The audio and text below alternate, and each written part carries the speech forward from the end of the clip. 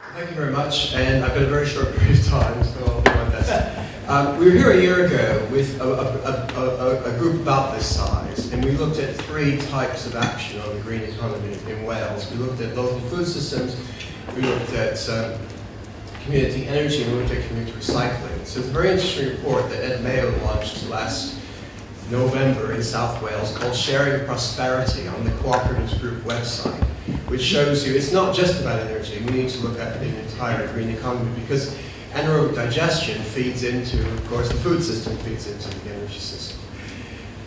We did a review for Co-ops UK in 2011 called the Co-operative Green Economy, which you can look at. It was a consultation on a whole range of areas. We looked at actually renewables, we looked at energy conservation, retrofitting of housing, decentralized energy, combined heat power. And really, if we're going to get serious, then if you look at the Danes have been going kind of at this since the late 70s, and they've had to fight the fight that community organizations in Brixton, Oxford, are fighting against the political resistance.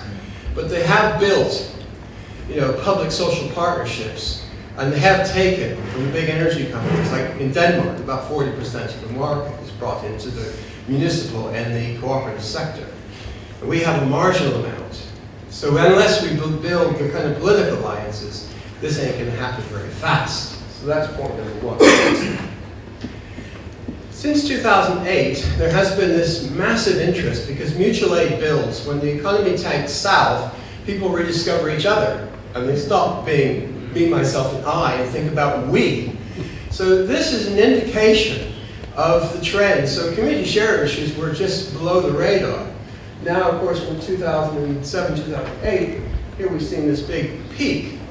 There are now more community share issues than commercial IPOs every year. They're raising nothing like the amount of money. But the fact is that numerically, they're significantly indicative of the popular interest. Next slide.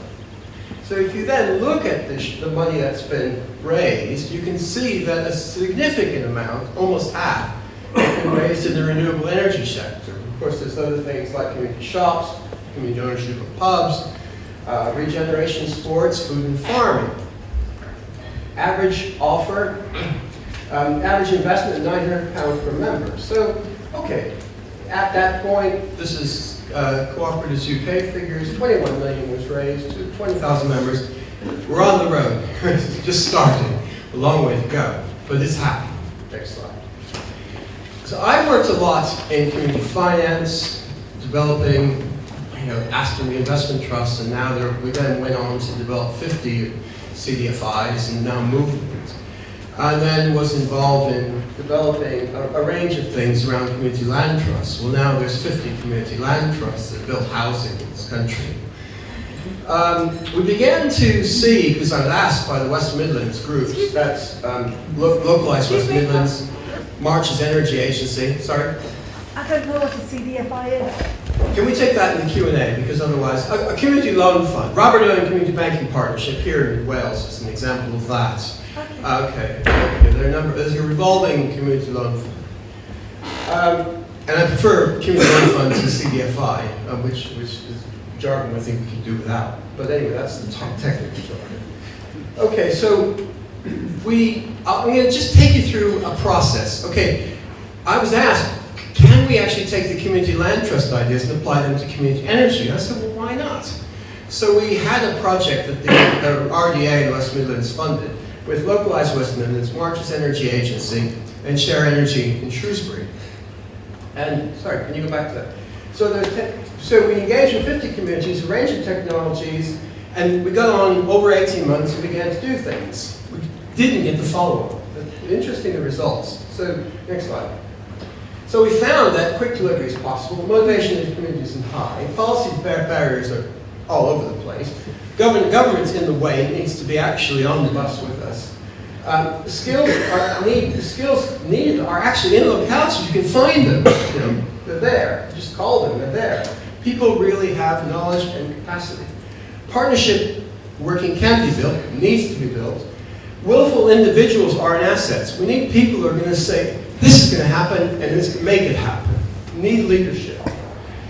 Finance varies at different stages. So we're not talking about money singular, we're talking about monies, different types and qualities of money at different stages of the project. Sources of knowledge exist. Next slide. So we developed this thing called the cooperative wheel of fortune. It's a simple way to explain. So for any project that's going to cost you £1 million or £500,000, it's an infrastructure project. Whether it's building 6 homes in the village or 10 homes in the village for a CLT, whether it's building community workspace or it's building a renewable project, it's an infrastructure project. It has the same problems. So we developed a system to make it transparent and easy for children and adults to understand what it's all about. So basically, this is our wheel of fortune. So every stage, I don't have time to go into this, but basically, we'll come to the next slide and I'll give you some examples. So it's 6 sequential steps. Social, you have to get the buy-in from the people. Environmental, where's it going to be? You need a site. There's no point in going very far if you don't have a site, in mind, or you can get a site. You're wasting people's time. You need to then work on the legals. How is it going to be owned? How is it going to be contracted? What are all those things? Then, of course, your finance is very important. But you have to get your social, environmental, legal, financial aspects right before you can build anything.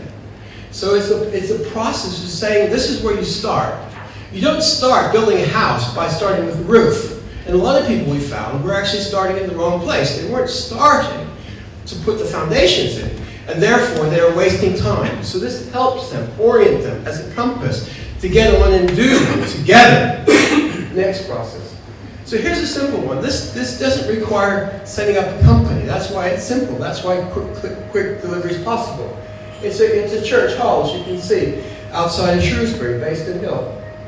Driven by 2 willful individuals who had the skills and the knowledge. And because it was a church, they said, can we get the church to finance it? Why not? Asked the diocese if they would fund it. Church of England. They provided the capital at 3/4 over base, 1.25%. Hey, you're away. So earning, okay, this is first stage, 8% return from the FIT, healthy return to the church. Once you document it, any Church of England, in any parish, in any parts of the country, could do the same thing. So document and actually disseminate and spread. Very simple, get on and do it. Next one. Okay, this one I don't want to take too much about. This is a community in Hockerton, on the borders of the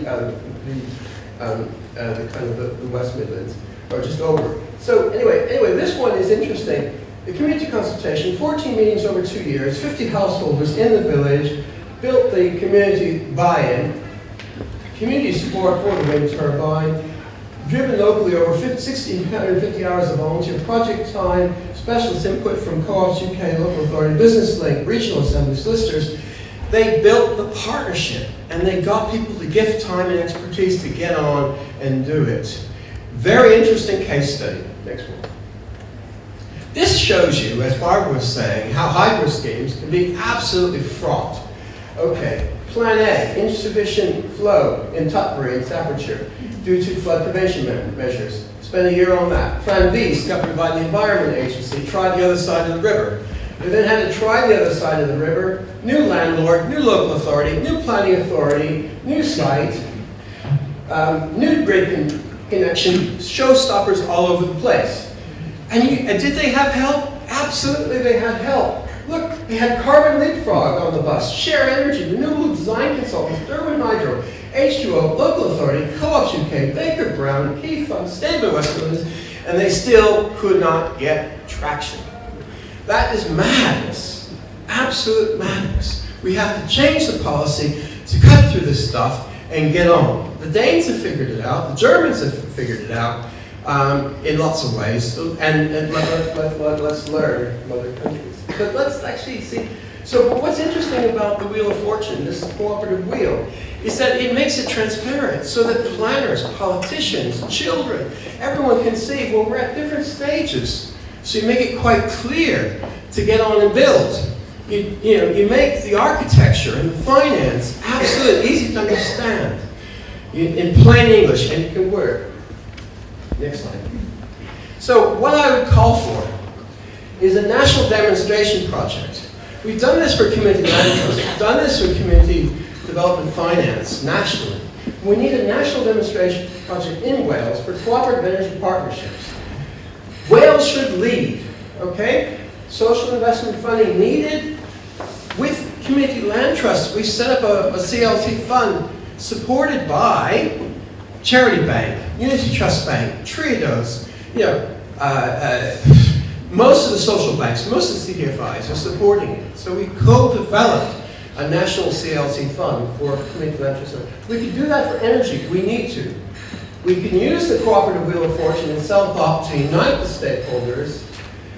We need to codify things that work so that we can develop recipes for success for each one, because each technology has a problem, so you need different recipes for different circumstances. We can develop this, and it's not rocket science, but you need to break it down and make it plain English and prove and build the road as you travel. We can do it. Let's get on. What are we waiting for? Thanks very much.